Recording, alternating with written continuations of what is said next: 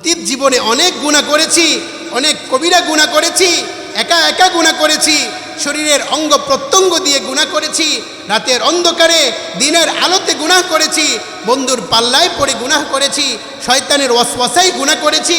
দিলে দিলে যদি আমি আপনি এই চিন্তা করি আর খালেস তাওবার সুযোগ হয়ে যায়, আল্লাহ রাব্বুল আলামিন বলেন ফাউলাইকা ইউবাদদিলুল্লাহু সাইয়্যাতিহিম হাসানাত, বলে আমি আমার ওই বান্দার অতীতের সমস্ত গুনাহ তো মাফ করেই দিলাম, বলে ওই গুনাহগুলোকে সওয়াব দ্বারা পরিবর্তন করে দিলাম।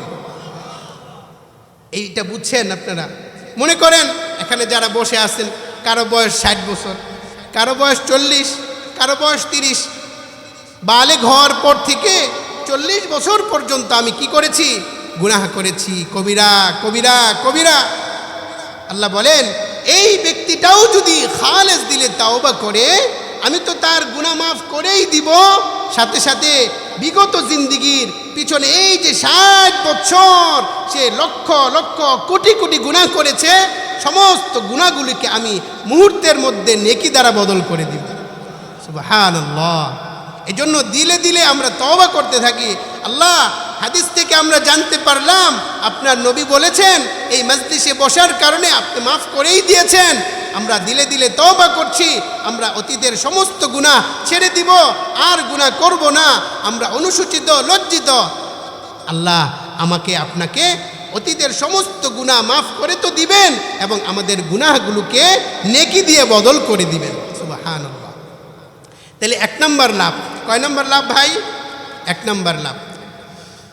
আবু দাউদ শরীফের এক বর্ণনায় নবীজি সাল্লাল্লাহু আলাইহি ওয়াসাল্লাম আরও 4টা লাভের কথা বলেছেন। আমাদের হালতটা কি জানেন? আমরা যদি লাভ পেয়ে যাই, এটাকে আরও কিভাবে লাভবান হতে চাই, আরও কিভাবে লাভ, আরও কয়টা লাভ পাওয়া যায়, আমরা এই চিন্তায় ব্যস্ত। দুনিয়ার দৃষ্টিকোণ থেকে একটা পাইছি, তো আরও একটা কিভাবে পাওয়া যায় এই চিন্তা করি। নবীজি সাল্লাল্লাহু আলাইহি ওয়াসাল্লাম বলেন ওই জিকিরের মজলিসে উপবিষ্ট ব্যক্তিদেরকে আল্লাহ রাব্বুল আলামিনের পক্ষ থেকে শান্তি নাজিল করা হয়।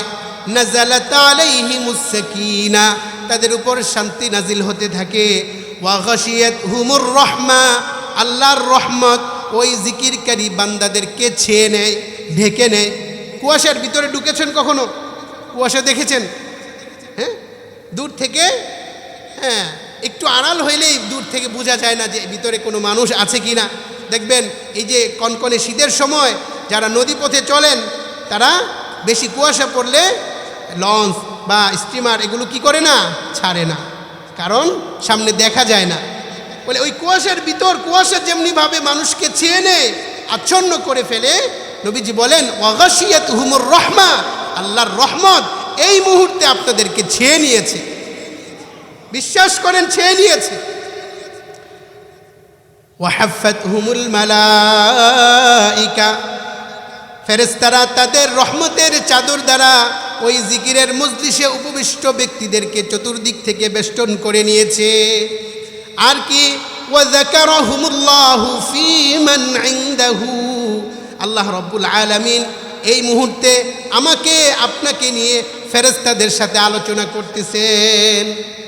নবীজি বলেন ওই জিকিরের মজলিসে যেই বান্দা বান্দিরা বসে আছে তাদেরকে নিয়ে আল্লাহ রাব্বুল আলামিন তার আরশে আজিমের কাছে যে ফেরেশতারা রয়েছে তাদের সাথে আলোচনা করতে থাকেন যে আমার বান্দার কি সুযোগ সুবিধা, কি লাগবে, তার চাওয়া পাওয়া কি।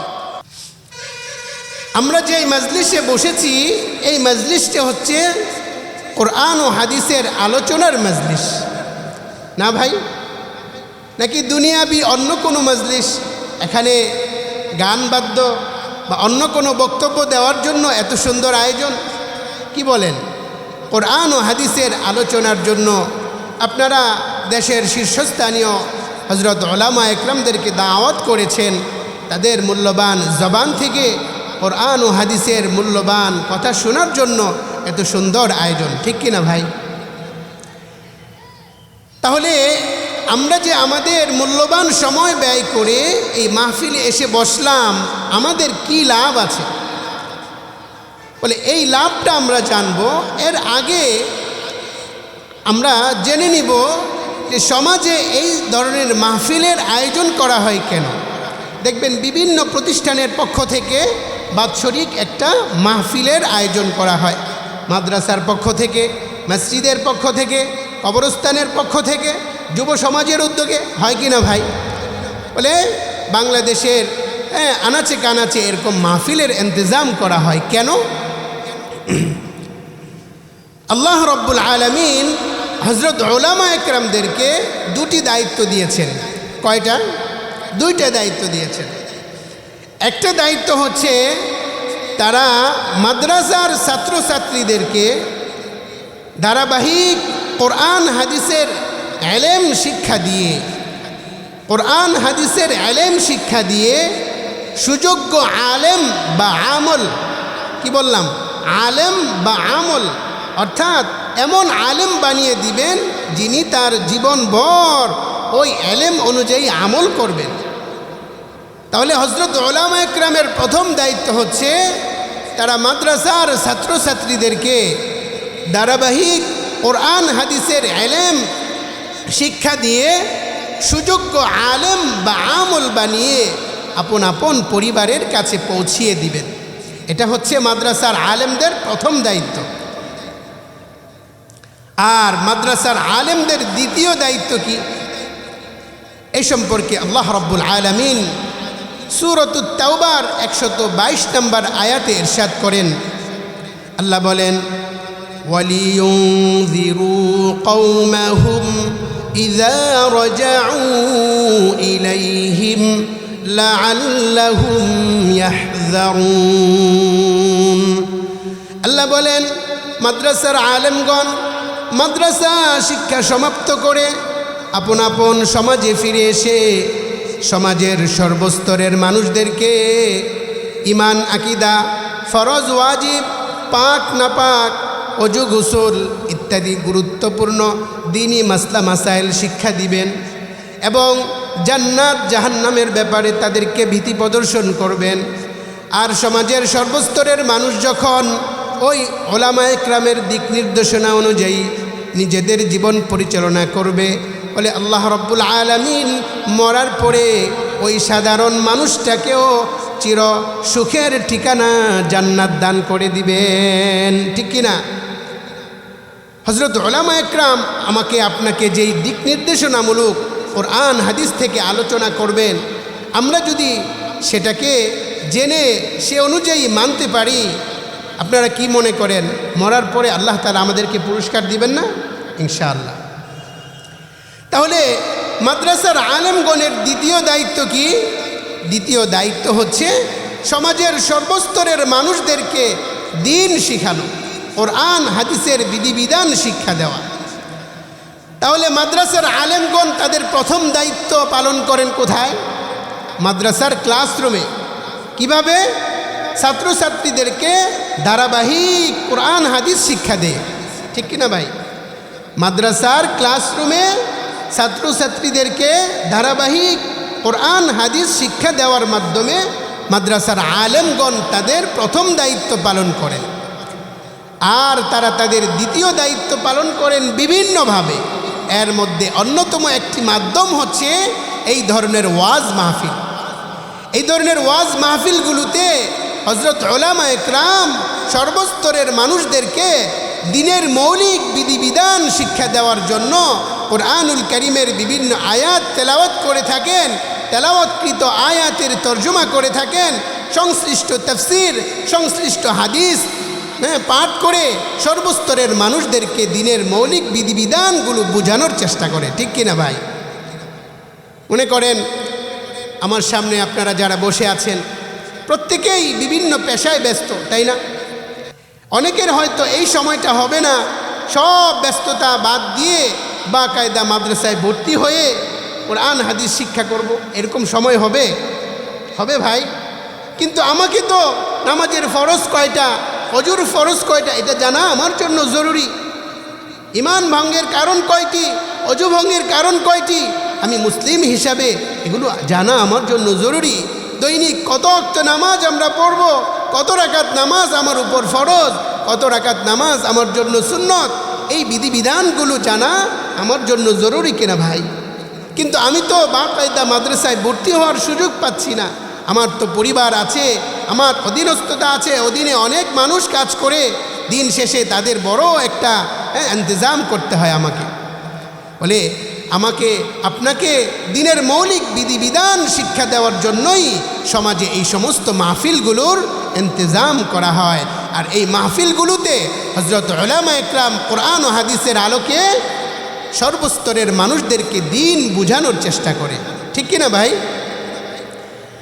আর যেই মজলিসে কোরআনুল কারীমের তেলাওয়াত করা হয়, আল্লাহর নাম নেওয়া হয়, তাসবিহ তাহলিল পাঠ করা হয়, বলে ওই মজলিস দুনিয়ার মধ্যে সব থেকে দামি মজলিস। বলেন না, ওই মজলিস দুনিয়ার মধ্যে সব থেকে দামি মজলিস। মোহতারাম হাজরিন, সকলে আমার দিকে দৃষ্টি আকর্ষণ করি, সবাই আমার দিকে তাকায়। তো বলছিলাম, আমরা বর্তমানে যে মজলিসে বসা আছি, এই মজলিসটা আমাদের জন্য খুব দামি। বিশ্বাস হয় না? হয়। আমরা শুধু মুখেই এই কথাটা বললাম। যদি এটা আমরা অন্তরে বিশ্বাস করতাম যে এই মজলিস দুনিয়ার মধ্যে সব থেকে দামি মজলিস, তাহলে আমার যে সমস্ত ভাইরা আশেপাশে রয়েছেন, দোকানপাটে ঘোরাঘুরি করছেন, কেনাকাটা করছেন, তারাও অবশ্যই এখানে এসে বসে যেত। কিন্তু তারা শুধু শুনেই যাচ্ছে। এই মজলিস যে দুনিয়ার মধ্যে সব থেকে দামি মজলিস, এটা তারা বিশ্বাস করতে পারছে না, ঠিক কিনা ভাই?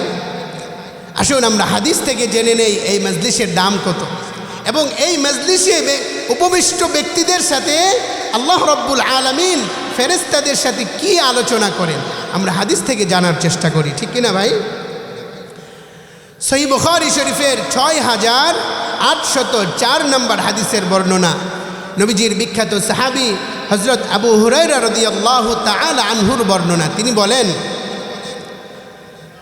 রাসূলুল্লাহ সাল্লাল্লাহু আলাইহি ওয়াসাল্লাম বলেছেন, ইন্না লিল্লাহি মালাইকাতান ইয়াতুফুনা ফিত তুরুকি ইয়ালতামিসুনা আহলায যিকরি।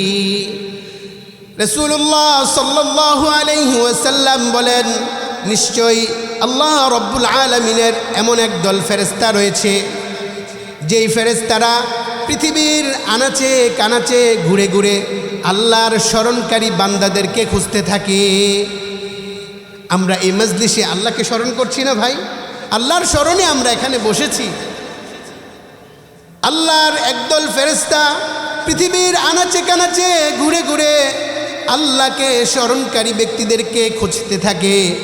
ফাইদা ওয়াজাদু কওমান ইয়াযকুরুনাল্লাহ, যখন ওই ফেরেশতারা এমন কোনো সম্প্রদায়কে পেয়ে যায় যারা আল্লাহর স্মরণে লিপ্ত আছে, ফেরেশতারা ঘুরতে থাকে। যেখানেই কোনো মজলিস পেয়ে যায় যে মজলিসে আল্লাহর স্মরণ হচ্ছে, তখন ফেরেশতারা একে অপরকে ডেকে বলে, তানাদাউ হালুম্মু ইলা হাজাতিকুম, ও ফেরেশতার দল, তোমরা যে উদ্দেশ্যে দুনিয়াতে এসেছো, আসো আসো, দেখো এখানে সেই উদ্দেশ্যপূর্ণ লোকগুলো রয়েছে। এই মজলিসে উপবিষ্ট ব্যক্তিরা আল্লাহ রব্বুল আলামিনকে স্মরণ করছে, তোমরা এখানে চলে আসো। ফেরেশতারা তার অন্যান্য সাথীদেরকে ডাকতে থাকে। তো সমস্ত ফেরেশতারা ওই মজলিসে উপবিষ্ট ব্যক্তিদের পাশে আসে। এসে কি করে? নবীজি বলেন, ফায়াহুফুনাহুম বিআজনিহাতিহিম ইলাস সামাইদ দুনিয়া, বলে ফেরেশতারা তাদের রহমতের চাদর দ্বারা ওই মজলিসে উপবিষ্ট ব্যক্তিদেরকে চতুর্দিক থেকে বেষ্টন করে নেয়। সুবহানাল্লাহ। বিশ্বাস করেন, নবীজির হাদিস যদি আপনাদের বিশ্বাস হয়, এই মুহূর্তে রহমতের ফেরেশতা আমাকে আপনাকে চতুর্দিক থেকে বেষ্টন করে নিয়েছে। সুবহানাল্লাহ। বলতে পারেন, কই তো দেখি না তো। না দেখে বিশ্বাস করার নামই তো ঈমান, ঠিক কিনা ভাই? সব কিছু যদি দেখে বিশ্বাস করতে হয়, তাহলে ইমানের হাকিকত তো থাকলো না ভাই। এজন্য আমরা অন্তর দিয়ে এটা উপলব্ধি করি এই মুহূর্তে চতুর্দিক থেকে ফেরেশতা আমাকে বেষ্টন করে রেখেছে। এবার দেখেন এই মজলিসে যে সমস্ত ফেরেশতারা রয়েছে তাদের সাথে আল্লাহ রব্বুল আলামিন কি আলোচনা করেন আমাদের ব্যাপারে। আল্লাহ রব্বুল আলামিন ফেরেশতাদেরকে প্রশ্ন করেন, ফায়াসআলুহুম রব্বুহুম ওয়া হুয়া আ'লামু মিনহুম। আল্লাহ রব্বুল আলামিন ফেরেশতাদেরকে প্রশ্ন করেন, অথচ আল্লাহ রব্বুল আলামিন ফেরেশতাদের চেয়ে ভালো জানেন। ফেরেশতাদের চেয়ে ভালো জানেন না আল্লাহ যে এই মজলিসে আমার বান্দারা কি করছে? আল্লাহ রব্বুল আলামিন ফেরেশতাদেরকে প্রশ্ন করেন, মা ইয়াকুলু ইবাদি। ও আমার ফেরেশতারা, এই মজলিসে বসে বসে আমার বান্দারা কি বলছে? মা ইয়াকুলু ইবাদি, আমার বান্দারা কি বলছে? আল্লাহ রব্বুল আলামিন ফেরেশতাদেরকে প্রশ্ন করছেন, এই যে মজলিসে আমার কোটি কয়েক বান্দা বসে আছে, তারা বসে বসে কি বলছে? এই প্রশ্নটা কে করেছেন? আল্লাহ রব্বুল আলামিন ফেরেশতাদেরকে করেছেন। এবার ফেরেশতারা কি উত্তর দেয় সেটা জানার আগে আসেন আমরা কয়েকবার তাসবিহ এবং তাহলিলের আমল করে নিব। আপনারা সকলে আমার সাথে পড়েন, সুবহানাল্লাহ সুবহানাল্লাহ সুবহানাল্লাহ সুবহানাল্লাহ সুবহানাল্লাহ সুবহানাল্লাহ সুবহানাল্লাহ সুবহানাল্লাহ সুবহানাল্লাহ সুবহানাল্লাহ সুবহানাল্লাহ আলহামদুলিল্লাহ আলহামদুলিল্লাহ আলহামদুলিল্লাহ আলহামদুলিল্লাহ আলহামদুলিল্লাহ আলহামদুলিল্লাহ আলহামদুলিল্লাহ আলহামদুলিল্লাহ আলহামদুলিল্লাহ আলহামদুলিল্লাহ আল্লাহু আকবার আল্লাহু আকবার আল্লাহু আকবার আল্লাহু আকবার আল্লাহু আকবার আল্লাহু আকবার আল্লাহু আকবার। আল্লাহ রব্বুল আলামিন যখন ফেরেশতাদেরকে প্রশ্ন করলেন, মা ইয়াকুলু ইবাদি, মজলিসে বসে বসে আমার বান্দারা কি বলছেন, তখন জবাবে ফেরেশতারা আল্লাহ রব্বুল আলামিনকে বলেন, ওগো আল্লাহ, আপনার বান্দারা আপনার পবিত্রতা বর্ণনা করছে। ইউসাব্বিহুনাকা, তারা আপনার পবিত্রতা বর্ণনা করছে। ওয়ায়ুকাব্বিরুনাকা, আপনার বরত্ব আর মহত্ব বর্ণনা করছে। ওয়ায়াহমাদুনাকা, তারা আপনার প্রশংসা বর্ণনা করছে। কিছুক্ষণ আগে আমরা কি করলাম? তাসবিহ পড়লাম। হ্যাঁ, সুবহানাল্লাহ। সুবহানাল্লাহ মানে কি? আল্লাহর পবিত্রতা বর্ণনা করা। আল্লাহু আকবার মানে আল্লাহর বরত্ব প্রকাশ করা। আলহামদুলিল্লাহ মানে আল্লাহর প্রশংসা করা, তাই না ভাই? ফেরেশতারা যখন আল্লাহ রব্বুল আলামিনকে এই উত্তর দিলেন যে আপনার বান্দারা এখানে বসে বসে আপনার তাসবিহ, আপনার তাহমিদ, আপনার তাহলিল তারা জপতেছে, আপনাকে বড় বলে স্বীকার করছে, আপনার পবিত্রতার ঘোষণা দিচ্ছে। এবার আল্লাহ রব্বুল আলামিন ফেরেশতাদেরকে কি বলে দেখেন।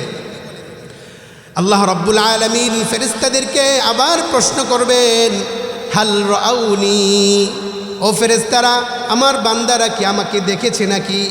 আমরা কি আল্লাহকে কখনো দেখেছি? জবাবে ফেরেশতারা বলবেন, লা ওয়াল্লাহি মা রাআউকা, না আল্লাহ, আপনার বান্দারা তো কখনো আপনাকে দেখেনি। পুনরায় আল্লাহ রব্বুল আলামিন আবার ফেরেশতাদেরকে প্রশ্ন করবেন, কাইফা লাউ রাআউনি, ও ফেরেশতারা, যদি আমার বান্দারা স্বচক্ষে আমাকে দেখতো তাহলে কেমন হতো? আপনারা বলেন দেখি, স্বচক্ষে আমরা যদি আল্লাহকে দেখতাম তাহলে কেমন হতো? আল্লাহ রব্বুল আলামিন ফেরেশতাদেরকে বলেন, যদি আমার বান্দারা স্বচক্ষে আমাকে দেখতো তাহলে কেমন হতো? জবাবে ফেরেশতারা বলেন, আল্লাহ গো, আপনার বান্দারা যদি স্বচক্ষে আপনাকে দেখতো, কানু আশাদ্দা লাকা ইবাদা ওয়া আশাদ্দা লাকা তামজিদা ওয়া তাহমিদা, وأكثر لك تسبيحا ওগো আল্লাহ আপনার বান্দারা যদি সচক্ষে আপনাকে দেখতে পেত তাহলে তারা আরও বেশি বেশি আপনার ইবাদতে লিপ্ত থাকতো, আরও বেশি বেশি আপনার বরত্ব প্রকাশে লিপ্ত থাকতো, আরও বেশি বেশি আপনার পবিত্রতা বর্ণনা করত। এরপর আল্লাহ রব্বুল আলামিন ফেরেশতাদেরকে কি বলে দেখেন, আল্লাহ রব্বুল আলামিন ফেরেশতাদেরকে বলেন ফায়াসআলুনি, আমার বান্দারা ওই মজলিসে বসে বসে যে আমাকে আমার তাসবিহ পড়তেছে, আমার তাকবীর পড়তেছে, আমার তাহমিদ পড়তেছে, আমার পবিত্রতা বর্ণনা করতেছে, এর কারণটা কি? তারা আমার কাছে কি চায়? আমরা আল্লাহর কাছে কি চাই বলেন তো? আপনাদের দিলের চাওয়া কি আল্লাহর কাছে? বলেন বলেন না, বলেন না, আপনাদের দিলের চাওয়া কি আল্লাহর কাছে? চলেন আমরা আল্লাহর কাছে একটা দোয়া চাই। আল্লাহুম্মা ইন্না নাসআলুকাল জান্নাতা ওয়া নাউযু বিকা মিনান নার। চান না? একটু দোয়া করেন না, বলেন না, আল্লাহুম্মা ইন্না নাসআলুকাল জান্নাতা ওয়া নাউযু বিকা মিনান নার। ওগো আল্লাহ আমরা আপনার কাছে জান্নাত চাই। কি চাই? জান্নাত চাই।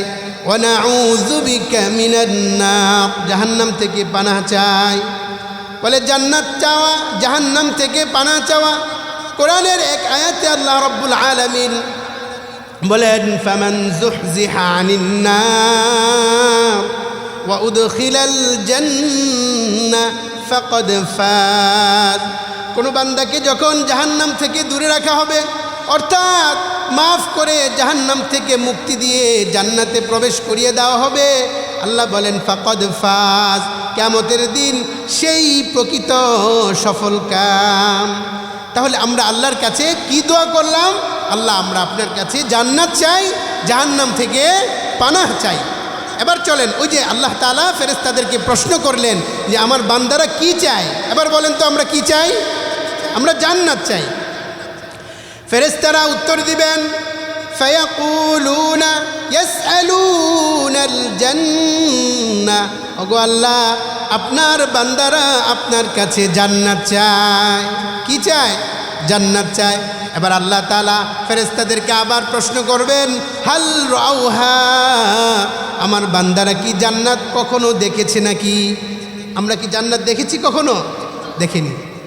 ফেরেশতারা বলবেন লা ওয়াল্লাহি ইয়া রাব্বি মা রাউহা, না না আল্লাহ আপনার বান্দারা সচক্ষে কখনো জান্নাত দেখেনি। তারপর আল্লাহ রাব্বুল আলামিন আবার ফেরেশতাদেরকে প্রশ্ন করবেন কাইফা লাউ আন্নাহুম রাউহা, যদি আমার বান্দারা সচক্ষে জান্নাত দেখতো তাহলে কেমন হতো? জবাবে ফেরেশতারা আল্লাহ রাব্বুল আলামিনকে বলবেন আল্লাহ গো আপনার বান্দারা যদি সচক্ষে জান্নাত দেখতো তাহলে কানু আশাদ্দ আলাইহা হিরসা ওয়া আশাদ্দ লাহা তালাবা ওয়া আযমু ফিহা রাগবা। আল্লাহ গো আপনার বান্দারা যদি সরাসরি আপনার জান্নাতকে দেখতে পেত তাহলে ওই জান্নাত লাভের আশায় তারা আরও বেশি আগ্রহী হয়ে যেত। কিভাবে জান্নাত পাবে? ওই জান্নাত পাওয়ার আশায় তারা আরও বেশি আগ্রহী হয়ে যেত। ওয়া আশাদ্দা লাহা তালাবা, এবং ওই জান্নাত পাওয়ার জন্য তারা আরও বেশি চেষ্টা সাধনায় লিপ্ত হয়ে যেত। ওয়া আযমু ফিহা রাগবা, এবং তাদের আশা আকাঙ্ক্ষাগুলো জান্নাত পাওয়ার জন্য আরও বেশি তীব্র আকার ধারণ করত। কি বলেন?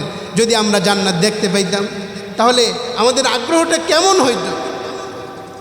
সাধারণত দুনিয়াবি কোনো অট্টালিকা অথবা কোনো বাগান, যদি বাহির থেকে খুব সুন্দর দেখা যায় সেখানে প্রবেশের জন্য মন ব্যাকুল হয়ে যায়। ঠিক কিনা ভাই? ঠিক কিনা ভাই? তো জান্নাতের নাজ নিয়ামত কেমন হবে? এক হাদিসে নবীজি বলেন মা লা আইনুন রাআত ওয়ালা উযুনুন সামিআত ওয়ালা খাতারা আলা কলবি বাশার। বলে জান্নাতের নিয়ামত কেমন হবে? কোনো চোখ কখনো দেখেনি, কোনো দিল কখনো কল্পনা করতে পারেনি, কোনো কান ওই জান্নাতের বিবরণ কখনো শ্রবণ করতে পারেনি। বলে এত আজিমুশান জান্নাত যদি আমরা দেখতাম তাহলে যাওয়ার জন্য কি পরিমাণ বেকরার হয়ে যেতাম, কি পরিমাণ ব্যাকুল হয়ে যেতাম, ঠিক কিনা ভাই? এরপরে আল্লাহ রাব্বুল আলামিন ফেরেশতাদেরকে কি বলে দেখেন। আল্লাহ রাব্বুল আলামিন বলেন ফামিম্মা ইয়াতাআওয়াযুনা, ও আমার ফেরেশতারা, আমার বান্দারা কোন জিনিস থেকে পানাহ চায়? আমরা একটু আগে আল্লাহর কাছে পানাহ চাইলাম না, কিসের থেকে যেন? ওয়া নাউযু বিকা মিনান নার, বলেন না, ওয়া নাউযু বিকা মিনান নার। আল্লাহ গো, আমরা আপনার কাছে জাহান্নাম থেকে পানাহ চাই। আল্লাহ রাব্বুল আলামিন ফেরেশতাদেরকে বলবেন আমার বান্দারা কোন জিনিস থেকে পানাহ চায়? জবাবে ফেরেশতারা বলবেন ইয়াতাআওয়াযুনা মিনান নার, আল্লাহ গো, আপনার বান্দারা জাহান্নাম থেকে পানাহ চায়। তারপর আল্লাহ রাব্বুল আলামিন ফেরেশতাদেরকে আবার প্রশ্ন করবেন হাল রাআউহা, আমার বান্দারা কি জাহান্নাম কখনো দেখেছে নাকি? ফেরেশতারা বলবেন লা ওয়াল্লাহি ইয়া রাব্বি মা রাআউহা, না আল্লাহ, আপনার বান্দারা তো জাহান্নাম কখনো দেখেনি। আল্লাহ রাব্বুল আলামিন আবার বলবেন কাইফা লাউ আন্নাহুম রাআউহা, যদি তারা জাহান্নাম সচক্ষে দেখতো তাহলে তাদের হালত কেমন হতো, তাহলে তাদের অবস্থাটা কেমন হতো? ফেরেশতারা জবাবে বলবেন কানু আশাদ্দা মিনহা ফিরারা ওয়া আশাদ্দা লাহা মাখাফা। ফেরেশতারা বলবেন আল্লাহ গো, আপনার বান্দারা যদি সচক্ষে জাহান্নাম দেখতো তাহলে এই জাহান্নাম থেকে পালানোর জন্য তারা অস্থির হয়ে যেত। কিভাবে জাহান্নাম থেকে পালাবে, এই পালানোর জন্য ব্যাকুল হয়ে যেত এবং জাহান্নামের ভয়ে তারা কাঁপতে থাকতো। আশাদ্দা লাহা মাখাফা, ভীত সন্ত্রস্ত হয়ে যেত। এই যে দীর্ঘ আলোচনা ফেরেশতাদের সাথে আল্লাহ করলেন, এবার আল্লাহ রাব্বুল আলামিন আমাদের জন্য কি ফয়সালা দিন দেখেন। আমরা তো দীর্ঘ সময় এখানে বসে আছি, তাই না? আল্লাহ তাআলা ফেরেশতাদের সাথে পর্বে আলাপ করতেছিলেন যে তারা কি আমাকে দেখেছে? ফেরেশতারা জবাব দিয়েছেন না। আবার বলেছেন আমার বান্দারা আমার কাছে কি চায়? ফেরেশতারা জবাব দিয়েছেন জান্নাত চায়। আবার বলেছেন কিসের থেকে পানাহ চায়? ফেরেশতারা বলেছেন তারা জাহান্নাম থেকে পানাহ চায়। এবার আল্লাহ রাব্বুল আলামিন ফেরেশতাদেরকে কি বলেন আমাদের ব্যাপারে শুনুন। আল্লাহ রাব্বুল আলামিন ফেরেশতাদেরকে লক্ষ্য করে বলেন ফাউশহিদুকুম, হে আমার ফেরেশতারা, আমি তোমাদেরকে সাক্ষী রাখছি, আমি তোমাদেরকে সাক্ষী রেখে বলছি আন্নী ক্বাদ গফারতু লাহুম, আমি আমার বান্দাদেরকে মাফ করে দিলাম। সুবহানাল্লাহ বলবেন না ভাই? মাফ করা এটা আল্লাহর পক্ষ থেকে খুব ছোট একটা নেয়ামত নাকি? খুব ছোট পুরস্কার? অনেক বড় পুরস্কার। ফেরেশতাদেরকে আল্লাহ রাব্বুল আলামিন কি বললেন? তোমরা সাক্ষী থেকো, এই মজলিসে আমার যে সমস্ত বান্দারা বসে কোরআন ও হাদিসের আলোচনা শুনছে আমি তাদেরকে মাফ করেই দিলাম। আপনারা যারা মাদ্রাসায় পড়েছেন তারা বুঝবেন অতীতকালীন শব্দযুগে যেই কথা বলা হয় সেটাকে গুরুত্ব বোঝানো হয় যে আন্নী ক্বাদ গফারতু, আমি তাদেরকে মাফ করেই দিয়েছি, এতে কোনো সন্দেহ নেই।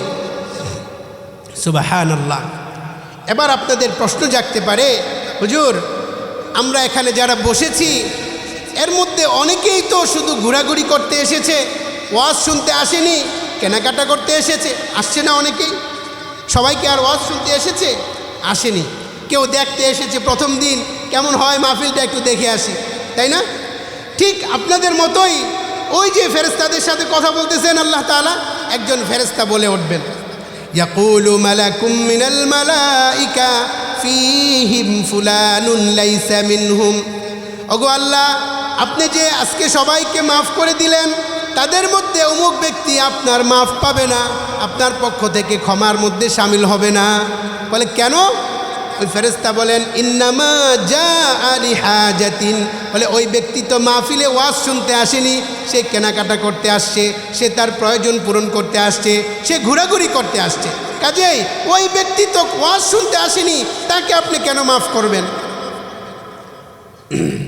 আল্লাহ রব্বুল আলামিন এবার কি বলে দেখেন, আল্লাহ রব্বুল আলামিন ফেরেশতাকে বলেন, হুমুল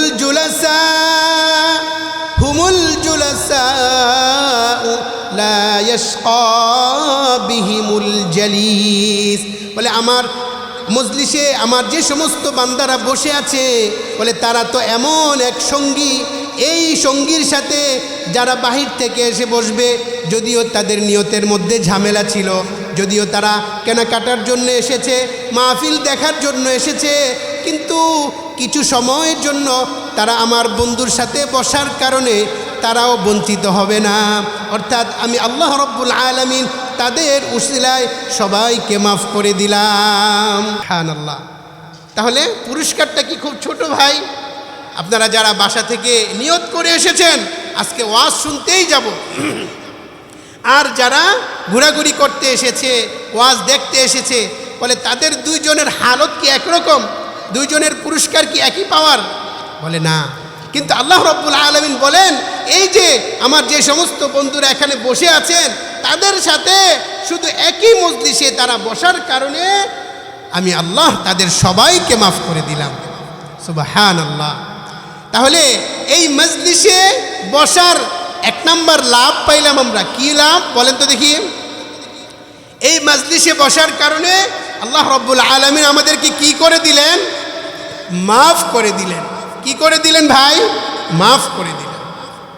এবার আমরা যদি এই মজলিসে বসে বসে দিলে দিলে তাওবা করতে পারি, আল্লাহ অতীত জীবনে অনেক গুনাহ করেছি, অনেক কবিরা গুনাহ করেছি, একা একা গুনাহ করেছি, শরীরের অঙ্গ প্রত্যঙ্গ দিয়ে গুনাহ করেছি, রাতের অন্ধকারে দিনের আলোতে গুনাহ করেছি, বন্ধুর পাল্লায় পড়ে গুনাহ করেছি, শয়তানের ওয়াসওয়াসায় গুনাহ করেছি। দিলে দিলে যদি আমি আপনি এই চিন্তা করি আর খালেস তাওবার সুযোগ হয়ে যায়, আল্লাহ রাব্বুল আলামিন বলেন, ফাউলাইকা ইউবাদদিলুল্লাহু সাইয়্যাতিহিম হাসানাত। বলে আমি আমার ওই বান্দার অতীতের সমস্ত গুনাহ তো মাফ করেই দিলাম, বলে ওই গুনাহগুলোকে সওয়াব দ্বারা পরিবর্তন করে দিলাম। এইটা বুঝছেন আপনারা? মনে করেন এখানে যারা বসে আছেন, কারো বয়স 60 বছর, কারো বয়স 40, কারো বয়স 30, বালেগ হওয়ার পর থেকে 40 বছর পর্যন্ত আমি কি করেছি? গুনাহ করেছি, কবিরা কবিরা কবিরা। আল্লাহ বলেন, এই ব্যক্তিটাও যদি খালেস দিলে তাওবা করে, আমি তো তার গুনাহ মাফ করেই দিব, সাথে সাথে বিগত জিন্দিগির পিছনে এই যে 60 বছর সে লক্ষ লক্ষ কোটি কোটি গুনাহ করেছে, সমস্ত গুনাহগুলিকে আমি মুহূর্তের মধ্যে নেকি দ্বারা বদল করে দিব। সুবহানাল্লাহ। এজন্য দিলে দিলে আমরা তওবা করতে থাকি। আল্লাহ, হাদিস থেকে আমরা জানতে পারলাম আপনার নবী বলেছেন এই মজলিসে বসার কারণে আপনি মাফ করেই দিয়েছেন। আমরা দিলে দিলে তওবা করছি, আমরা অতীতের সমস্ত গুনাহ ছেড়ে দিব, আর গুনাহ করব না, আমরা অনুসূচিত লজ্জিত। আল্লাহ আমাকে আপনাকে অতীতের সমস্ত গুনাহ মাফ করে তো দিবেন এবং আমাদের গুনাহগুলোকে নেকি দিয়ে বদল করে দিবেন। সুবহানাল্লাহ। তাহলে 1 নম্বর লাভ। কয় নম্বর লাভ ভাই? 1 নম্বর লাভ। আবু দাউদ শরীফের এক বর্ণনায় নবীজি সাল্লাল্লাহু আলাইহি ওয়াসাল্লাম আরও 4টা লাভের কথা বলেছেন। আমাদের হালতটা কি জানেন? আমরা যদি লাভ পেয়ে যাই, তো এটাকে আরও কিভাবে লাভবান হতে চাই, আরও কিভাবে লাভ, আরও কয়টা লাভ পাওয়া যায়, আমরা এই চিন্তায় ব্যস্ত। দুনিয়ার দৃষ্টিকোণ থেকে একটা পাইছি, তো আরও একটা কিভাবে পাওয়া যায় এই চিন্তা করি। নবীজি সাল্লাল্লাহু আলাইহি ওয়াসাল্লাম বলেন, ওই জিকিরের মজলিসে উপবিষ্ট ব্যক্তিদেরকে আল্লাহ রাব্বুল আলামিনের পক্ষ থেকে শান্তি নাজিল করা হয়। নাযালাত আলাইহিমুস সাকিনা, তাদের উপর শান্তি নাজিল হতে থাকে। ওয়া গাশিয়াতহুমুর রাহমা, আল্লাহর রহমত ওই জিকিরকারী বান্দাদেরকে ছেয়ে নেয়, ঢেকে নেয়। কুয়াশার ভিতরে ঢুকেছেন কখনো? কুয়াশা দেখেছেন? হ্যাঁ, দূর থেকে একটু আড়াল হইলেই দূর থেকে বোঝা যায় না যে ভিতরে কোনো মানুষ আছে কি না। দেখবেন এই যে কনকনে শীতের সময় যারা নদীপথে চলেন, তারা বেশি কুয়াশা পড়লে লঞ্চ বা স্টিমার এগুলো কি করে না, ছাড়ে না, কারণ সামনে দেখা যায় না। বলে ওই কুয়াশার ভিতর কুয়াশা যেমনিভাবে মানুষকে ছেয়ে নেয়, আচ্ছন্ন করে ফেলে। নবীজি বলেন ওয়াগাশিয়াতুহুমুর রাহমা, আল্লাহর রহমত এই মুহূর্তে আপনাদেরকে ছেয়ে নিয়েছে। বিশ্বাস করেন ছেয়ে নিয়েছে। ওয়াহাফাতহুমুল মালাইকা, ফেরেশতারা তাদের রহমতের চাদর দ্বারা ওই জিকিরের মজলিসে উপবিষ্ট ব্যক্তিদেরকে চতুর্দিক থেকে বেষ্টন করে নিয়েছে। আর কি ওয়াযাকারাহুমুল্লাহু ফী মান ইনদাহু, আল্লাহ রাব্বুল আলামিন এই মুহূর্তে আমাকে আপনাকে নিয়ে ফেরেশতাদের সাথে আলোচনা করতেছেন। নবীজি বলেন ওই জিকিরের মজলিসে যেই বান্দা বান্দিরা বসে আছে তাদেরকে নিয়ে আল্লাহ রাব্বুল আলামিন তার আরশে আজিমের কাছে যে ফেরেশতারা রয়েছে তাদের সাথে আলোচনা করতে থাকেন যে আমার বান্দার কি সুযোগ সুবিধা, কি লাগবে, তার চাওয়া পাওয়া কি। ধরেন দুনিয়ার দৃষ্টিকোণ থেকে কোনো প্রধানমন্ত্রী, কোনো রাজা বাদশাহ তার এমপি মন্ত্রীদের সাথে যদি একজন সাধারণ জনগণকে নিয়ে আলোচনা করে, তার সুযোগ সুবিধা নিয়ে কিভাবে তাকে একটু ভালো রাখা যায়, আর ওই কথাটা যদি ওই সাধারণ জনগণ শুনতে পায় কি পরিমাণ খুশি হবে বলেন না, কি পরিমাণ খুশি হবে।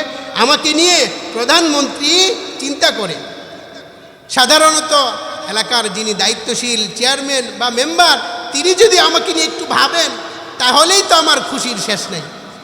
এখানে নবীজি সাল্লাল্লাহু আলাইহি ওয়াসাল্লাম আমাদেরকে কত বড় সুসংবাদ দিচ্ছেন যে এই জিকিরের মজলিসে যারা বসে আছে তাদেরকে নিয়ে আল্লাহ রাব্বুল আলামিন আরশের ফেরেশতাদের সাথে আলোচনা করতেছেন যে আমার বান্দাদের কি লাগবে, তাদের কি চাওয়া পাওয়া। তাহলে এই মজলিসে যারা উপস্থিত হয়েছি আমরা কি লসে আছি নাকি লাভে আছি বলেন তো? কয়টা লাভ? এক নাম্বার, বুখারী শরীফের হাদিস থেকে আমরা জেনেছি এই মজলিসে বসার কারণে আল্লাহ রাব্বুল আলামিন আমাদের অতীতের গুনাহ মাফ করে দিয়েছেন। 2 নাম্বার, আল্লাহর পক্ষ থেকে শান্তি নাজিল হয়েছে। 3 নাম্বার, আল্লাহর রহমত আমাদেরকে ছেয়ে নিয়েছে। 4 নাম্বার, ফেরেশতারা রহমতের চাদর দিয়ে চতুর্দিক থেকে বেষ্টন করে নিয়েছে। 5 নাম্বার, আমার আপনার ব্যাপারে আল্লাহ রাব্বুল আলামিন আলোচনা করতেছে। সুবহানাল্লাহ। এই লাভগুলো আমরা প্রত্যেকেই হৃদয়ের পাতায় লিখে রাখব, অথবা প্রতিদিন এই লাভগুলোর কথা স্মরণ করে হলেও আমরা আমাদের সাময়িক ব্যস্ততাকে দূরে সরিয়ে এই মজলিসে উপস্থিত হওয়ার চেষ্টা করব ইনশাআল্লাহ। করব তো ভাই? করব তো ইনশাআল্লাহ। যদি বিশ্বাস করি যে এই লাভগুলো আমি পাবো তবেই নাকি। এবার আমি আপনাদেরকে আরও একটা বিষয়ের প্রতি দৃষ্টি আকর্ষণ করতে চাই। সেটি হচ্ছে আজকে প্রথম দিন, তাই না? আজ থেকে আগামী শুক্রবার পর্যন্ত এই 8 দিন হযরত উলামা একরামের জবান থেকে আমরা কোরআন ও হাদিসের আলোকে যা কিছু শুনবো সব কিছু মানার নিয়তে শুনবো। কিসের নিয়তে ভাই? মানার নিয়তে শুনবো।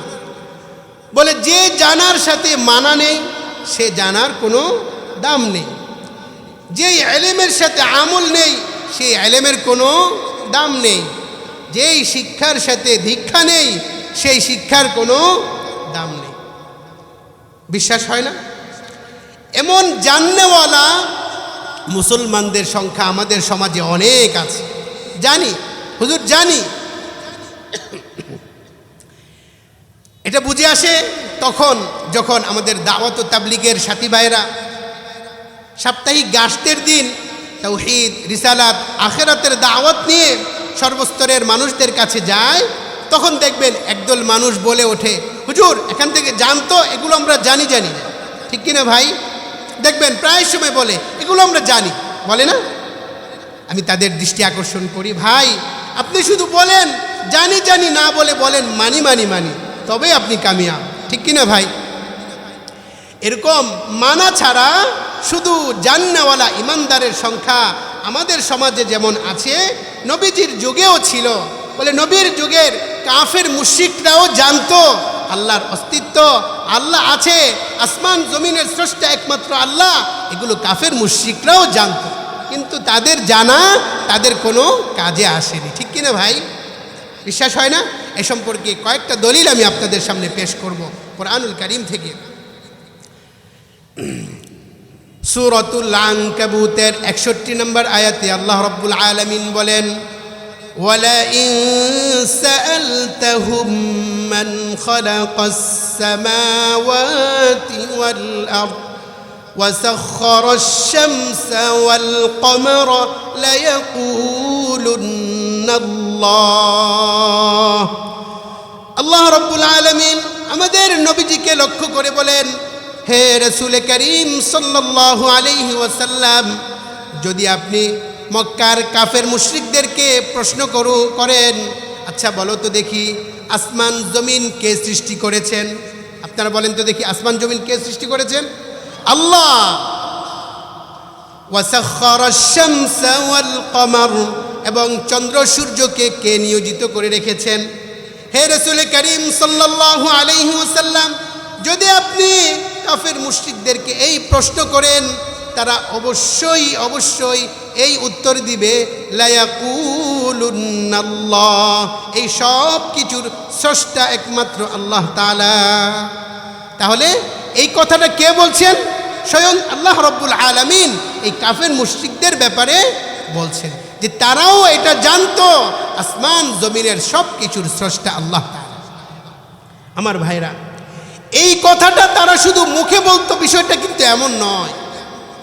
একটা হচ্ছে মুখে বলা, আরেকটা হচ্ছে মুখে বলার সাথে সাথে অন্তর দিয়ে বিশ্বাস করা, ভক্তি শ্রদ্ধার সাথে বলা, দুইটা পার্থক্য আছে না ভাই? বলে তারা তো মুখেও বলতো, আবার ভিতরে ভিতরে ভক্তিও করত। সূরাতুল আনকাবুতের 65 নম্বর আয়াতে আল্লাহ রাব্বুল আলামিন বলেন, ফাইযা রাকিবু ফিল ফুলকি দা'উল্লাহা মুখলিসিনা লাহুদ্দিন। আল্লাহ বলেন, মক্কার কাফের মুশরিকরা যখন পানি পথে নৌপথে কোথাও সফরে বের হতো, আর তখন যদি হঠাৎ করে কোনো তুফান শুরু হয়ে যেত, তখন দা'উল্লাহ মুখলিসিনা লাহুদ্দিন, তারা অত্যন্ত ভক্তির সাথে কায়মনোবাক্যে অত্যন্ত বিশ্বাসের সাথে তারা আল্লাহকে ডাকতো, আল্লাহ বাঁচাও, আল্লাহ বাঁচাও। বুঝছেন বিষয়টা? যখন তারা নদী পথে কোথাও সফরে বের হতো, যখন তুফান শুরু হয়ে যেত, তখন তারা তাদের দেবদেবীদেরকে ডাকতো না। কেন? তাদের না 360টা দেবদেবী আছে।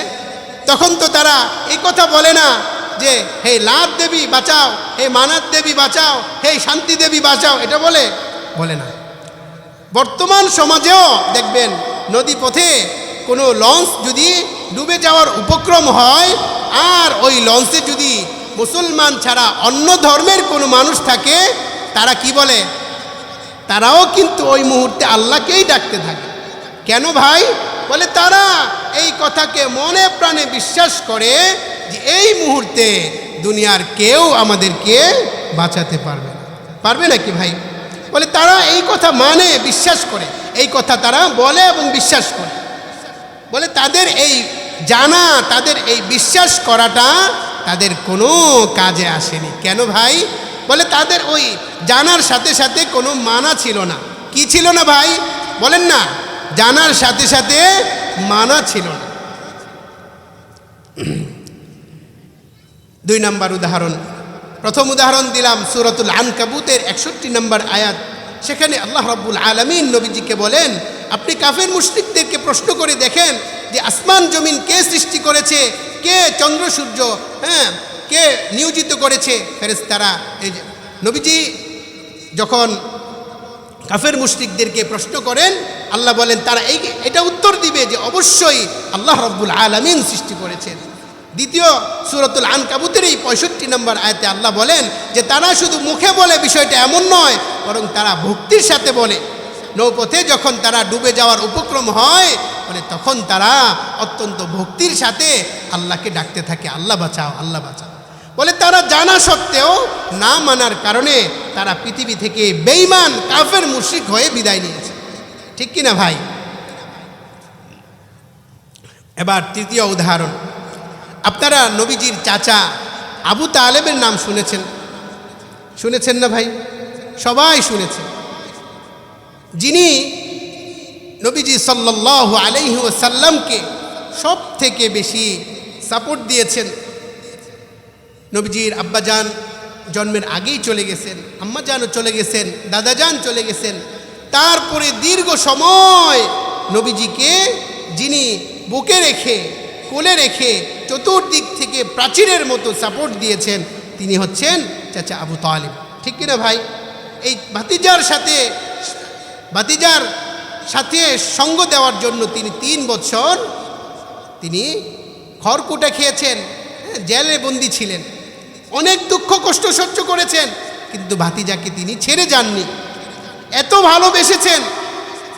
বলে ওই আবু তালিব নবীজির প্রশংসায় প্রায় 22খানা কবিতা রচনা করেছেন। তার মধ্যে একটি কবিতা আমি খুতবায় আপনাদের সামনে তেলাওয়াত করেছি। আবু তালেব নবীজি সাল্লাল্লাহু আলাইহি ওয়াসাল্লামকে লক্ষ্য করে বলেন, ওয়ালাকাদ দাআউতানি ওয়া যাআমতু আন্নাকা সাদিকুন। ও ভাতিজা মুহাম্মদ, তুমি আমাকে তোমার রবের দিকে ডেকেছ, তোমার নবুয়ত এবং রিসালাতের দিকে ডেকেছ, তোমার ধর্ম ইসলামের দিকে আমাকে ডেকেছ, দাওয়াত দিয়েছ। ওয়াজাআমতু আন্নাকা সাদিকুন, এবং আমি মনে প্রাণে বিশ্বাস করি তুমি এ ব্যাপারে সত্যবাদী। তুমি তোমার যেই রবের ব্যাপারে আমাকে ডেকেছ সেই রবের ব্যাপারেও তুমি সত্যবাদী। তুমি যেই নবুয়ত এবং রিসালাতের ব্যাপারে আমাকে দাওয়াত দিয়েছ সে ব্যাপারেও তুমি সত্যবাদী। তুমি যেই ধর্মের ব্যাপারে আমাকে দাওয়াত দিয়েছ সেই ধর্মের ব্যাপারেও তুমি সত্যবাদী।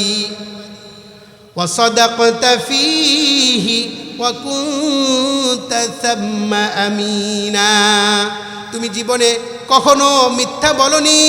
কাজেই এই রবের ব্যাপারে, তোমার নবুয়ত এবং রিসালাতের ব্যাপারে, তোমার ধর্ম ইসলামের ব্যাপারেও তুমি সত্যই বলেছ, মিথ্যা বলনি। এই কথাটা কে বলছেন? চাচা আবু তালেব ভাতিজাকে বলছেন। তারপর কি বলে দেখেন, ওয়া আরাফতু দীনাকা লা মাহালাতা আন্নাহু মিন খায়রি আদিয়ানিল বারিয়াতি দীনা। ও ভাতিজা মুহাম্মদ সাল্লাল্লাহু আলাইহি ওয়াসাল্লাম, আমি অত্যন্ত ভালোভাবে উপলব্ধি করতে পেরেছি, আমি বুঝেছি দুনিয়ার মধ্যে যত ধর্ম রয়েছে সমস্ত ধর্মের মধ্যে তোমার ধর্ম ইসলাম শ্রেষ্ঠ ধর্ম। তোমার ধর্ম ইসলাম শ্রেষ্ঠ ধর্ম, এটা আমি ভালোভাবে বুঝেছি। এই কথাটা কে বলছে? আবু তালেব আমাদের নবীজিকে বলছে। তাহলে এই কবিতার এই 2 লাইন থেকে আমরা কি বুঝলাম? যে আবু তালেব, চাচা আবু তালেব আল্লাহর অস্তিত্বকে বিশ্বাস করেছে, আল্লাহর অস্তিত্ব আছে এটা তিনি জানেন। নবীজির নবুয়ত এবং রিসালাত যে সত্য এটা তিনি জানতেন। নবীজির ধর্ম ইসলাম, আমাদের ধর্ম ইসলাম, পৃথিবীর মধ্যে সমস্ত ধর্মের মধ্যে শ্রেষ্ঠ ধর্ম ইসলাম, এটাও তিনি জেনেছেন, জানতেন। কিন্তু তিনি এটা নিজের জীবনে মানতে পারেননি। কি করতে পারেননি ভাই? মানতে পারেননি। বলে তিনি যে মানতে পারেননি এটা প্রমাণ করে ওনার কবিতার 3য় লাইনটা। 3য় লাইনে আবু তালেব কি বলে দেখেন, লাউলাল মালামাতু আও হাযারু মাসাব্বাতিন লাওয়াজাদতানি সামহাম বিযাকা মুবিনা। ও ভাতিজা মুহাম্মদ, তুমি তো আমাকে তোমার রবের দিকে দাওয়াত দিয়েছ, আমিও এটা বিশ্বাস করেছি তোমার রব সত্য। তুমি আমাকে তোমার নবুয়ত আর রিসালাতের দাওয়াত দিয়েছ, আমি এটা জেনেছি, আমি এটা বিশ্বাস করেছি তোমার নবুয়ত এবং রিসালাত সত্য। এবং তুমি আমাকে তোমার ধর্ম ইসলামের দিকে দাওয়াত দিয়েছ, আমি এটা বিশ্বাস করেছি। কিন্তু ভাতিজা, আমি যদি তোমার রবকে রব বলে মেনে নেই, তোমার নবুয়তকে নবী হিসাবে তোমাকে মেনে নেই, তোমার ধর্ম ইসলামকে যদি আমার ধর্ম হিসাবে মেনে নেই, তাহলে গোটা আরবের লোকেরা আমাকে তিরস্কার করবে, আমাকে লাঞ্ছিত করবে, আমাকে ভৎসনা করবে, আমাকে ছি ছি করবে, আর বলতে থাকবে, হে আবু তালেব, তোমার মতো এমন একজন জাদরের নেতা, এমন একজন হেভিওয়েট লিডার ভাতিজার কথায় ভয় পেয়ে বাপদাদার ধর্ম ছেড়ে দিয়ে ভাতিজার ধর্ম গ্রহণ করেছ। আরবের লোকেরা আমাকে তিরস্কার করবে, আমাকে অপমান করবে, আমি আমার গোষ্ঠীর লোকদের এই লাঞ্ছনা, এই অপমান সহ্য করতে পারবো না। এই জন্য ভাতিজা, তোমার রব সত্য এটা জানার পরেও, তুমি নবী হিসাবে সত্য এটা আমি জানার পরেও, তোমার ধর্ম ইসলাম সত্য শ্রেষ্ঠ ধর্ম এটা আমি জানার পরেও আমি এটাকে মেনে নিতে পারলাম না। কি করতে পারলাম না ভাই? মেনে নিতে পারলাম না। বলে এই না মানার কারণে ভাতিজাকে এত মোহাব্বত করা সত্ত্বেও বেঈমান কাফের হয়ে তিনি দুনিয়া থেকে বিদায় নিয়েছেন। ঠিক কিনা ভাই? নবীজিকে প্রশ্ন করা হয়েছে, সহিহ মুসলিম শরীফের বর্ণনা, নবীজিকে প্রশ্ন করা হয়েছে যে আবু তালেব আপনার জন্য এত কিছু করেছেন, আপনি চাচার জন্য কি করেছেন? নবীজি বলেন, জীবদ্দশায় আমি আমার চাচাকে অনেক বুঝিয়েছি, দাওয়াত দেওয়ার চেষ্টা করেছি, কিন্তু তিনি আমার দাওয়াত কবুল করেননি, আমি কষ্ট পেয়েছি। এই পরিপ্রেক্ষিতে আল্লাহ তাআলা আয়াত নাজিল করে দিয়েছেন, ইন্নাকা লা তাহদি মান আহবাবতা ওয়ালাকিন্নাল্লাহা ইয়াহদি মান ইয়াশা। হাবিব, আপনি কষ্ট নিয়েন না, হেদায়েত তো আপনার হাতে না, আল্লাহ তাআলা যাকে চান তাকে আল্লাহ তাআলা হেদায়েত দেন। আপনার চাচার কপালে হেদায়েত ছিল না, এই জন্য তিনি হেদায়েত গ্রহণ না করেই দুনিয়াতে থেকে চলে গিয়েছেন। নবীজি বলেন, আমি আমার চাচার জন্য এতটুকু করেছি আল্লাহর কাছে বলে, আমার চাচার স্থান ছিল জাহান্নামের এত গভীরে যে ওই গভীরের দূরত্বটা এত বেশি ছিল। মুসলিম শরীফের বর্ণনা, 70,000 বছর পথ অতিক্রম করলে যে পরিমাণ দূরত্ব হবে, বলে জাহান্নামের তলদেশটা এত গভীর, বলে আমার চাচার জায়গাটা সেখানে ছিল।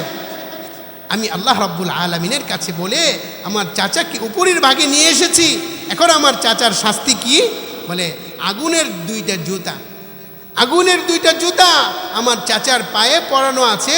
বলে এই আগুনের 2টা জুতার কারণেই আমার চাচার মাথা বাতের মারের মতো টকবক করতে থাকে। এটা হচ্ছে সবথেকে লঘু শাস্তি। বলে এতটুকু করতে পেরেছি আমি। ও আমার ভাই, বলে যেই চাচা নিজের জীবন কুরবান করে দিলেন শুধুমাত্র না মানার কারণে, সামান্য না মানার কারণে, ওই চাচা চিরদিনের জন্য জাহান্নামী হয়ে গেলেন। আমার ভাইরা, আমি আপনি হাজার জানি যদি আমার আপনার জীবনে মানা না থাকে, ব্যক্তিগত জীবনে, পারিবারিক জীবনে, সামাজিক জীবনে, আন্তর্জাতিক জীবনে, রাষ্ট্রীয় জীবনে যদি না মানি, বলে ওই জানা আমার আপনার কোনো কাজে আসবে না। ঠিক কিনা ভাই? তাহলে আমরা জানবো কিসের নিয়তে ভাই? বলেন না, জানবো কিসের নিয়তে? মানার নিয়তে, সাধ্যমতো মানার নিয়তে। এবার প্রশ্ন জোর, আমরা মানবো কিভাবে মানবো ভাই? মন মতো? বলেন না, মন মতো মানবো নাকি মানবো নবীর তরিকা অনুযায়ী মানবো? ইসলামী শরীয়তের যে বিধিবিধান নবীজি সাল্লাল্লাহু আলাইহি ওয়াসাল্লাম যেভাবে আমাদের কাছে দিয়েছেন সেভাবেই মানতে হবে। যে ওয়াক্তের নামাজ যত রাকাত নবীজির থেকে প্রমাণিত সেটাকে সেভাবেই করতে হবে। যদি এর ব্যতিক্রম হয়, বলে ওই আমল তো আল্লাহর কাছে কবুল হবেই না, বরং ওই আমলের কারণে আরো গুনাহগার হতে হবে, শাস্তির উপযুক্ত হতে হবে। একটা ছোট্ট উদাহরণ দিই, দেখেন। দুরুদ শরীফ পড়া অত্যন্ত বড় আমল না? বলেন না, দুরুদ পড়া এটা কি বড় আমল কিনা? আচ্ছা, 4 রাকাত নামাজের কয়টা বৈঠক হয়? বলেন, 4 রাকাত নামাজের বৈঠক হয় কয়টা? 2টা বৈঠক। প্রথম বৈঠকের কাজ কি বলেন তো দেখি? প্রথম বৈঠকের কাজ কি? প্রথম বৈঠকে আমরা যারা নামাজ পড়ি, বলেন না, প্রথম বৈঠকে কি কাজ? শুধু তাশাহুদ পড়া, তাই না? এখন কেউ যদি প্রথম বৈঠকে তাশাহুদ শেষ করে আল্লাহুম্মা সাল্লি আলা মুহাম্মদ দুরুদ শরীফ পড়া শুরু করে দেয়, তো ইসলামী শরীয়ত কি বলবে? তার ব্যাপারে কি ফতোয়া দিবে? আপনারা বলেন দেখি, ওই ব্যক্তির ব্যাপারে কি ফতোয়া? তার তো আরো 2 রাকাত নামাজ বাকি আছে, তাই না? প্রথম বৈঠকের কাজ ছিল শুধু তাশাহুদ পড়া। তিনি কি করেছে? তাশাহুদ পড়ে আবার দুরূদ শরীফ পড়া শুরু করে দিয়েছে। বলে এই জায়গায় নবীজির তরিকা হচ্ছে শুধুই তাশাহুদ পড়তে হবে, শুধুই তাশাহুদ পড়তে হবে। কেউ যদি তাশাহুদের পরে দুরূদ শরীফের মতো এত বড় আমলও করে ফেলে, বলে ওই আমল আল্লাহর কাছে তো কবুল হবেই না, কবুল তো হবেই না। আরও কি করতে হবে? নামাজের শেষে সাহু সেজদা দিতে হবে। কি করতে হবে বলেন? সাহু সেজদা দিতে হবে। এটা আপনারা জানেন না? প্রথম বৈঠকে কেউ যদি তাশাহুদ পড়ার পরে দুরূদ শরীফ পড়ে ফেলে, তাহলে কি করতে হবে তার? হ্যাঁ, শেষ বৈঠকে তাকে সাহু সিজদা দিতে হবে। কেন? ওইটা ভুল ছিল। এইভাবে নবীজির পক্ষ থেকে আমাদের কাছে আসেনি আমার ভাই। এই জন্য খুব খেয়াল করতে হবে। আমরা জানবো, মানবো, জানবো হযরত উলামা একরাম থেকে কোরআন ও হাদিসের আলোকে। মানবো কিভাবে? বলে রাসূলুল্লাহ সাল্লাল্লাহু আলাইহি ওয়াসাল্লামের তরিকা অনুযায়ী। বলে সেটাও হযরত উলামা একরামদের থেকেই জানবো যে নবীজি কোন আমলটা কিভাবে করেছেন, আমরা সেভাবে জেনে তারপরে মানার চেষ্টা করব। ঠিক কিনা ভাই? বর্তমান দুনিয়াতে যত ধরনের ফিতনার আবির্ভাব হয়েছে, তার মধ্যে অন্যতম একটা ফিতনা কি জানেন? নিজে নিজে কোরআন হাদিস বুঝার ফিতনা। বলেন না, নিজে নিজে কোরআন হাদিস বুঝার ফিতনা। দেখবেন সমাজের এক শ্রেণীর মানুষ, কোনো কাজ নাই, চাকরির মেয়াদ শেষ, রিটায়ার্ড, এখন কি করবে? এখন নিয়মিত নামাজে যায়, মাশাআল্লাহ, প্রথম সারিতে নামাজ পড়ে। এবার ইমাম সাহেব কি করে, মুয়াজ্জিন সাহেব কি করে, খাদেম সাহেব কি করে, এগুলো মসজিদে যেয়ে উনি তদারকি করে, পর্যবেক্ষণ করেন। আর ছোট ছোট ভুলগুলোকে তিনি সেগুলোকে অনেক বড় করে মানুষের সামনে পেশ করে। আর কি করবে? কাজ তো আর নাই। এবার তিনি কোরআন রিসার্চ করা শুরু করে, নিজে নিজে কোরআন বুঝার চেষ্টা করে। এমন নিজে নিজে কোরআন বুঝনেওয়ালা মানুষ আমাদের সমাজে আছে কি না ভাই? এবং নিজে নিজে বুঝে ওইভাবেই তিনি সমাজের মধ্যে ফতোয়াবাজি শুরু করে দেয়। কি করে দেয়? নিজে যা বুঝেছে ওইভাবেই তিনি মানুষের কাছে প্রকাশ করতে থাকে, প্রচার করতে থাকে। একটা ছোট কথা বলে ছেড়ে দিব। এই কোরআন আল্লাহ রাব্বুল আলামিন আমাদের নবীজির উপর নাজিল করেছেন, তাই না? দুনিয়াতে নবীজির কোনো শিক্ষক ছিল না। মানুষের মধ্যে আল্লাহ রাব্বুল আলামিন নবীজির জন্য কোনো শিক্ষক নির্বাচন করেননি। কিন্তু আল্লাহ রাব্বুল আলামিন এই কোরআন স্বয়ং নিজে উস্তাদ হয়ে আমাদের নবীজিকে শিক্ষা দিয়েছে। আল্লাহ রাব্বুল আলামিন সূরাতুল কিয়ামার মধ্যে বলেন, লা তুহাররিক লিসানাকা লিতাজালা বিহি ইন্না আলাইনা জামআহু ওয়া কুরআনাহু فإذا قرأناه فاتبع قرآنه ثم إن علينا بيانه।